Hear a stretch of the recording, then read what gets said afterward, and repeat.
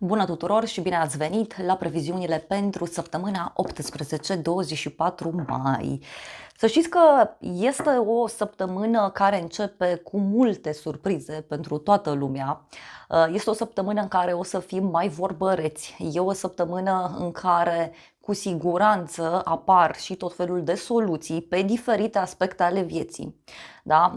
Este o săptămână în care vin tot felul de rezolvări din trecut, rezolvări care țin de familie, casă, stabilitate, adică e o săptămână în care în sfârșit simțim acolo că ceva începe să dea roade, în sfârșit simțim că ceva începe să se stabilizeze, dar chiar și așa, să știți că e o săptămână în care multe lucruri pe care trebuia să le facem la timp, da? Acum vin în fața noastră, da? Poate să fie și o săptămână în care avem multe lucruri de rezolvat, vorbim la 2 telefoane odată, suntem chemați în mai multe direcții. Nu înseamnă că e o săptămână negativă, este o săptămână în care cu siguranță fiecare se va concentra pe ceea ce este valoros pentru el. Este și o perioadă așa în care atenția va fi îndreptată și pe dragoste și pe glume, însă eu cred că este o săptămână în care lucrurile se mișcă în primul rând cu viteza luminii pentru toată lumea și în al doilea rând este și o săptămână cu multe vindecări, cu multe rezolvări. Poate chiar lucruri care țin de trecutul nostru, de ce nu?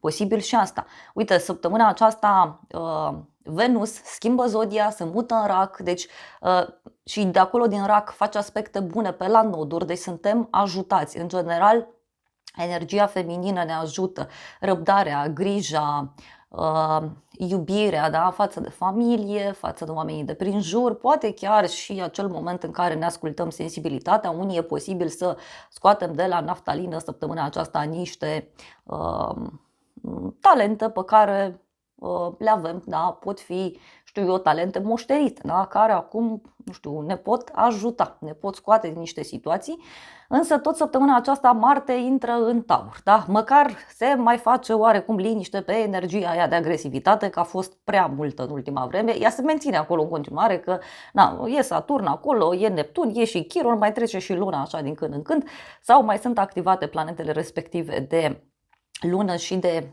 tot ceea ce e pe cer, da, măcar lucrurile se mai potolesc.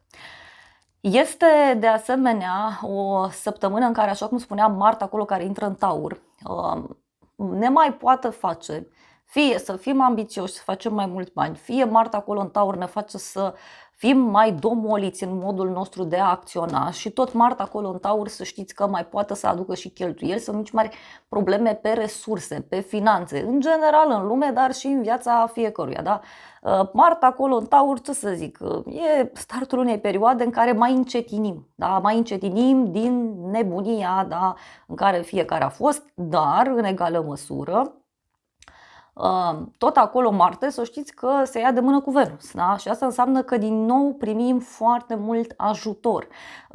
Poate să fie și un moment în care începem să ne gândim mai mult, poate la familia noastră, poate la resursele noastre, poate să-i ajutăm pe ceilalți. E o perioadă foarte bună din acest punct de vedere, însă, repet, eu cred că e o săptămână care vine și cu multe rezolvări pentru fiecare în parte.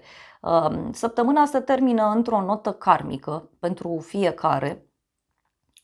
Chiar și așa, este o săptămână în care atenția tuturor va fi foarte mult îndreptată asupra vieții private, asupra dragostei, asupra plăcerilor, asupra riscurilor, însă e o săptămână cu surprize uriașe. Da? Și zic asta că Mercur e intrat în Gemeni, face conjuncție cu Uranus, tot Soarele intră și el în Gemeni săptămâna asta pe 21 mai și începe sezonul Gemenilor, da? Și la mulți ani pe această cale.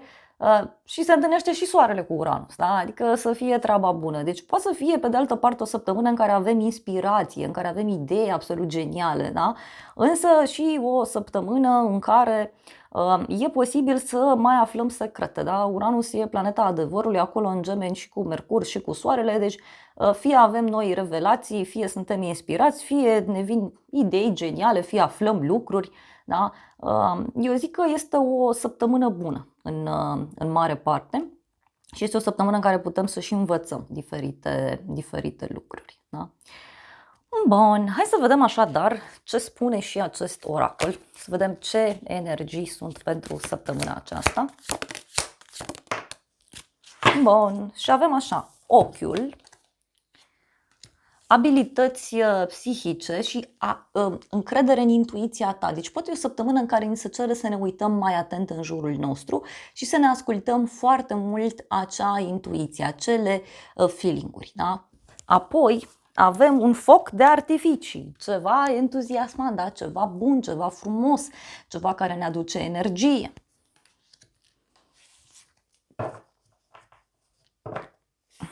Iar apoi avem fluturele.